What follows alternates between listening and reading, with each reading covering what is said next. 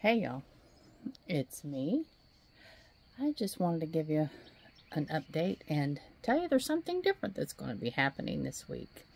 It's going to be lovely. Some of y'all that are getting tired of gardening will appreciate it. So, there's Ferdinand. Bless. There's Phantom. Over here's Tux. And let me see. There's Mufasa. They're everywhere. And over here are all the cattle. They're all gathered up trying to figure out a way to open this fence, because they want to go up there where the grass is knee-deep and will be cut for hay at the end of May. Then they'll get to go in there again, but not right now. You ever heard the old saying, you know, something about a new calf staring at a gate? Well, this is a bunch of old calves. Well, or cows. There's a couple of new calves, 4 or 5 months old, staring at the gate. I don't know what they're thinking it will open if they just think about it hard enough. But you can see up there that white stuff. Here he decided that, you know, I grew 1 round of corn because, well, let's just walk up there. No, you guys are tired. I know you're tired of garden walks. But up there, I'm tired of walking today, honestly. But up there where all that white stuff is, that's over top of where he planted the corn seed. Because I had grown for him a bunch of corn and he set it out, but he told me that crawling around on the ground is not his idea of a good time. And I understand that completely. My knees are so sore, and today, let's watch Ferdinand while we're talking. Today, I figured out a way to very quickly get my little plants in the ground. I did by myself what Chelsea and I usually do together, both of us working together. And I'm so excited about that, I can't hardly stand it, because my rows are about 36 inches wide. And so I raked the top of the row with the garden hoe. And then I took my pointy hoe and pulled rows about 6 inches apart all the way across. So they were 36 inches long all the way across those rows, and every 6 inches. And then I took my garden plants, my seedlings, and I gently pulled them apart and laid them across 5 at a time. Then I could very, very quickly just bend down and pulled up the dirt up from both sides around that little garden plant and press it in, and I was finished in just a thought. I don't know why it never occurred to me to do it that way before, but it didn't. I don't know. I guess I'm just a touch slow. But now that I know to do that, I am so excited, because that's going to cut our setting time, getting the plants into the garden. There's Reba. Hey, Reba. In half. At least in half. All right, now let's talk about this messy, messy porch. Most of my our soil blocking supplies, which is actually a whole lot of that up there, is going to go to the dining room. We don't have the downstairs area ready to work in, and it's dark, and it just feels, I don't know, ooky. You know how an old basement is, that it just feels ooky until we get the walls in that we need and the lighting up. We don't want to work down there. So our dining room, we rarely use it, and we've used it before for soil blocking. So I told Chelsea, for the rest of this season, let's just use the dining room, and by next season, we'll be ready to move downstairs. Hugh cut 2x4s for us today for our cool room, and I'm not so worried so much about the grow room. We're fine continuing on the front porch for now. But the cool room is something that we need by the time the flowers are ready to start cutting. So we've got a bunch of 2x4s now in the basement to get those walls built. And so that's pretty soon on. That has to be done within the month. But anyway, back to the porch. Everything that doesn't belong on this porch is getting ready to find a new home. And that's everything that's on this porch. It's all going. And it's all going tomorrow. Because tomorrow I'm going to take... Huey told me I could keep this little roll-around sprayer that right now it's laying down over here. I hope it's not leaking. But, hey Mufasa. They're a little skittish. These kitty cats have never been tamed, but so I try to give them their distance. Occasionally they'll let us pet them a little bit, but I don't want to crowd them. I'm hoping that one of these days we can just come out here and sit down and they'll jump up on our lap, but we'll see. But anyway, this roll around spray has a cleaner in it. I'm thinking probably Simple Green or something of that nature. And there's Mufasa again. I don't want to use any kind of cleaner. Yeah, it looks like Simple Green. On this house and have it go into the flower beds once I get something in these flower beds. And of course you can see this bed is empty and this bed over here is empty. That bed down there, those are all filled. But so the walls out here and the porch walls and the porch floor. This right here, Hugh said he'd just weed eat this tomorrow. There's a couple little rose bushes in here. Let me see. I saw them earlier. There's one. And then there's one sticking out of that yarrow. But most of this is just weeds. I think there's another one in here. And my mother-in-law, I didn't get the black plastic on this little section right here. Look at the size of that great big rhubarb. But anyway, most of this I'll just pull up because I don't want them to kill the yarrow. But and I'll dig up those roses and probably transplant them, simply because since they came up from the root, I don't know how it works. Some plants will revert to what they were prior. I'm not a huge fan. My mother and my mother-in-law both absolutely loved the knockout roses. Look at the babies up there.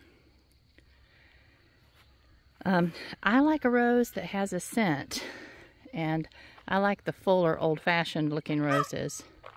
What? What do you have to say? He says, I'm going to go up on the porch and have a little bit of cat food, because I know it's up there. But anyway, but I will give them some time to let me know what they are. If they're a knockout rose, then I'll just give them away. If they're a rose, hey bud. If they're a rose that has reverted a little bit, there's Reba. There's Ferdy. I just feel like I live in a zoo. But anyway, I'll set them back out.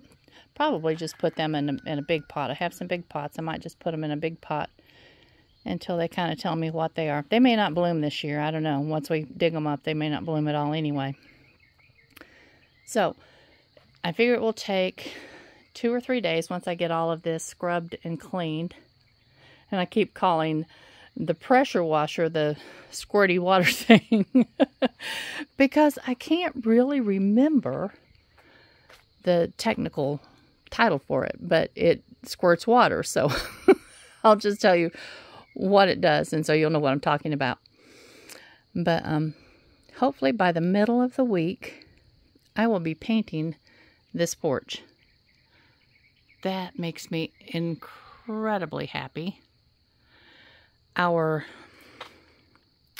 smoker and our barbecue grill are going to have to find a new home because they're no longer welcome on what will be only my Flowers with Friends porch.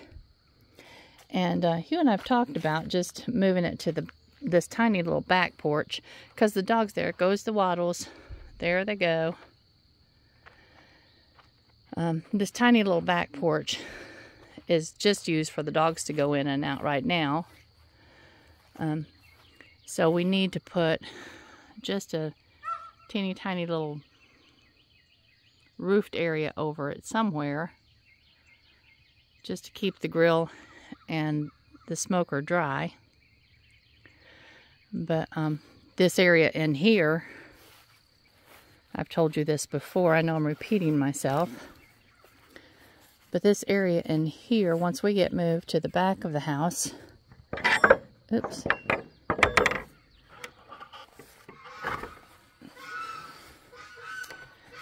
the dogs will be on the other side of that fence. They will be over there where Aaron's doggies were. The geese heard me, so I have to cut up for a minute. But in here, this is going to be my raised bed garden. It's going to be all mostly, well, it's going to be mostly perennials. There'll be a few annuals, but it's mostly going to be just perennials in these raised beds. And all along the back of the house right here will be where I'll be putting my propagation boxes for when we're ready to start the actual nursery part of our little business. So, yeah, it's still, you know, several years off from my vision for this little place, and a whole lot of wood. Poor Huey. It's like, mush, mush. Go cut me some wood. Mush, mush. Get her done. Oh, and some of you that watched the shorts the other day saw the size logs that we picked up. They were ginormous, and it scared me that we were carrying 3 home. That the man that was working the machine that put the logs on the back on our trailer said that he estimated that those logs weighed about 8,000 pounds. That's a little scary. I mean, it's just a truck, just an old farm truck, and it truly got a workout pulling those all the way home from Canton. So anyway, one of the logs that we'll be bringing home, see what it is, they're oak logs that the man at this particular log yard gives away, but they have a little bit of blue in the wood, in the grain, and that's because, I'll turn you around. Yeah, I'm a mess. I've gotten hot and worked outside today, but anyway, the wood with the blue tint in it, furniture makers don't want it. They won't use it. But, I mean, it certainly doesn't hurt the strength of the wood at all. It has nothing to do with that. It's just a mineral deposit where it grew over top of maybe iron-rich soil or whatever, and pulled that up into the wood itself over years. It's just different. Just a different color. So anyway, they can't use it, and they're glad to get rid of it. And Huey measured one log over there that's 56 inches. And he's going to actually have to raise his sawmill up to get that log under it. And he'll have to leave it raised until he gets it sawed back down to the size that he usually cuts, which is typically a 36-inch log or smaller. I mean, he can, as long as he can pick his sawmill up and put it up on blocks or whatever, he can cut pretty good sized logs. I've seen on YouTube some of these guys that cut logs with a sawmill like Hugh's. They'll put their mill on the bed of 2 trucks because of massive logs.